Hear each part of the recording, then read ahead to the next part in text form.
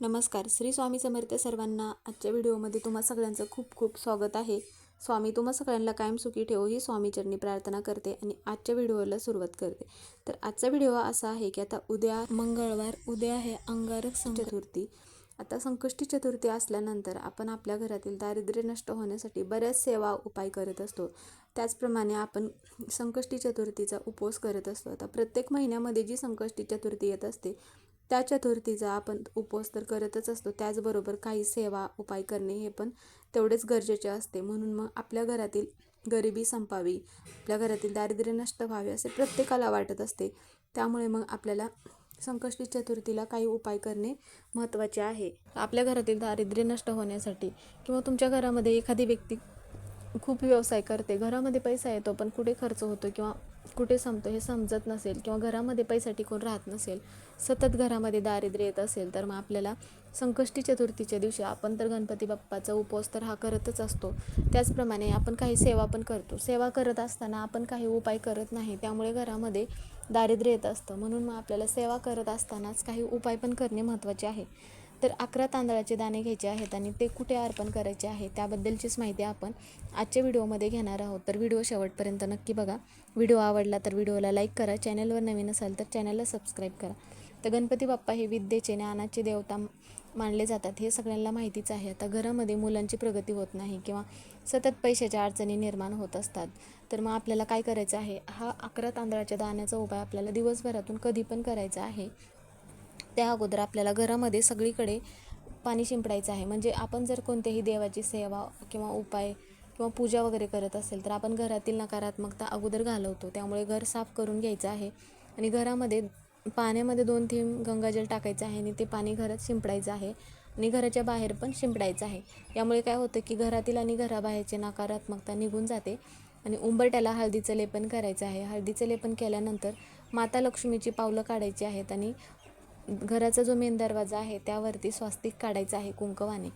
तर मग आपण ज्यावेळेस घरामध्ये माता लक्ष्मी प्रवेश करेल तर आपला उंबरठा जर स्वच्छ असेल तर माता लक्ष्मी आपल्या घरामध्ये प्रवेश करते आणि घरामध्ये टिकून राहते. आणि त्यानंतर आपल्याला मग काय करायचं आहे, आपल्याकडे गणपती बाप्पाची ही मूर्ती प्रत्येकाच्या देवघरामध्ये असतेच. तर गणपती बाप्पाची मूर्ती आपल्याला ताम्हणामध्ये घ्यायचं आहे आणि गणपती बाप्पांना अभिषेक घालायचा आहे. पंचामृत बनवून अभिषेक घालू शकता किंवा तुम्ही दूध किंवा पाण्यानं पण अभिषेक घातला तरीही चालेल. अभिषेक घातलेलं जे पाणी आहे तर ते काय करायचं आहे, तीर्थ म्हणून घरामधील प्रत्येक व्यक्तींना प्यायला द्यायचं आहे आणि घरामध्ये सगळीकडे शिंपडायचं आहे. ज्यामुळे काय होईल की घरामधील प्रत्येक व्यक्तीची नकारात्मकता दूर होते आणि घरामध्ये प्रसन्न वातावरण राहते. नंतर मग काय करायचं आहे, गणपती बाप्पांना चंदन लावायचं आहे आणि 21 दुर्वांची जुडी अर्पण करायची आहे आणि त्यानंतर लाल जास्वंदीचं फूल अर्पण करायचं आहे. म्हणजेच की गणपती बाप्पांना ज्या वस्तू प्रिय आहेत त्या वस्तू आपल्याला आजच्या दिवशी आवर्जून घरी आणायच्या आहेत. आणि नंतर मग आपल्याला काय करायचं आहे, तुम्ही नैवेद्य किंवा मग हा जो उपाय आहे 11 तांदळाच्या दाण्यांचा, हा उपाय तुम्ही घरी करू शकता किंवा मंदिरामध्ये केलात तरी पण चालेल. मंदिरात केलेला उपाय हा लवकर प्रभावी ठरतो. शक्य होत असेल तर आवर्जून तुम्ही मंदिरातच करायचा आहे हा उपाय. जर नाही शक्य झालं तर तुम्ही घरी केलात तरीही चालेल. आणि गणपती बाप्पांना मोदक बनवला असेल तर मग मोदक नैवेद्य म्हणून अर्पण करू शकता किंवा मग तुम्ही गुळ खोबऱ्याचा नैवेद्य ठेवलात तरीही चालेल. नंतर मग काय करायचं आहे, अगोदर घरातील वातावरण आपल्याला प्रसन्न करून घ्यायचं आहे. म्हणजेच की देवघरामध्ये दिवा प्रज्वलित करायचा आहे आणि नंतर आपल्याला अखंड 11 तांदूळ घ्यायचे आहेत. आणि तुम्ही मंदिरामध्ये जर करणार असेल तर मंदिरातलं वातावरण नेहमी प्रसन्नच असतं. तिथे आपल्याला वातावरण प्रसन्न करण्याची आवश्यकता नाही. मग एक जास्वंदीचं फूल घ्यायचं आहे आणि मग 11 तांदूळ घ्यायचे आहे. आता तांदूळ घेत असताना आपल्याला चांगले घ्यायचे आहेत, तुटलेले वगैरे किंवा अर्धे तुटलेले न घेता. आणि नंतर काय करायचं आहे, ते जे आपण तांदूळ घेतले आहे तर त्या तांदळाला काय करायचं आहे, कुंकू लावायचं आहे. म्हणजेच की ज्याप्रमाणे आपण अक्षदा बनवतो त्याप्रमाणे ते तांदूळ आपल्याला बनवायचे आहे. आणि गणपती बाप्पांना फूल अर्पण करायचं आहे आणि मग आपल्याला एक मंत्र म्हणायचा आहे, इदम अक्षदम ओम गण गणपते नमः. इदम अक्षदम ओम गण गणपते नमः. असा आपल्याला 11 वेळा हा मंत्र म्हणायचा आहे. म्हणजेच की आपण 11 अक्षदा घेतल्या आहेत, म्हणजेच की 11 तांदळाचे दाणे. तर मग आपल्याला हा मंत्र पण 11 वेळा म्हणायचा आहे. आणि प्रत्येक अक्षदाला म्हणजेच की उजव्या हातामध्ये एक अक्षदा घ्यायची आहे आणि मग एक मंत्र म्हणायचा आहे. आणि नंतर मग आपल्याला एक एक करून ते जे तांदूळ आहे तर गणपती बाप्पांना अर्पण करायचं आहे. आणि मग नंतर आपल्याला गणपती बाप्पांना प्रार्थना करायची आहे तुमच्या घरामध्ये पैशाच्या अडचणी निर्माण होत असतील किंवा सतत दारिद्र्य येत असेल, जे पण काय असेल ते गणपती बाप्पांना तुमच्या मनातील इच्छा सांगायची आहे. आणि ते जे तांदूळ आहे तर ते तांदूळ आपल्याला दिवसभर तसेच ठेवायचे आहेत.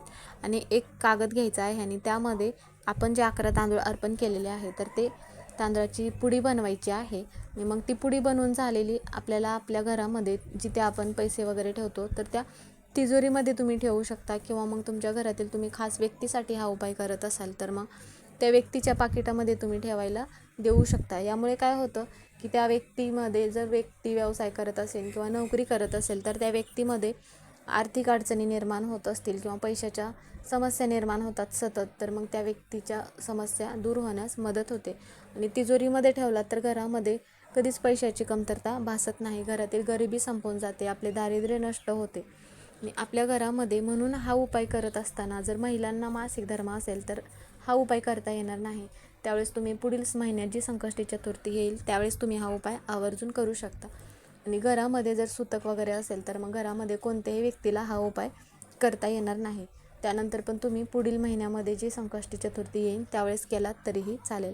आता आपल्या घरामध्ये सतत अडचणी येत असतात, तर त्या अडचणी दूर होण्यासाठी आपण गणपती बाप्पाचा हा उपवास तर करतच असतो. तर जरी उपवास आपण केला नाही तरी पण आपण काही सेवा उपाय करणे महत्त्वाचे असते.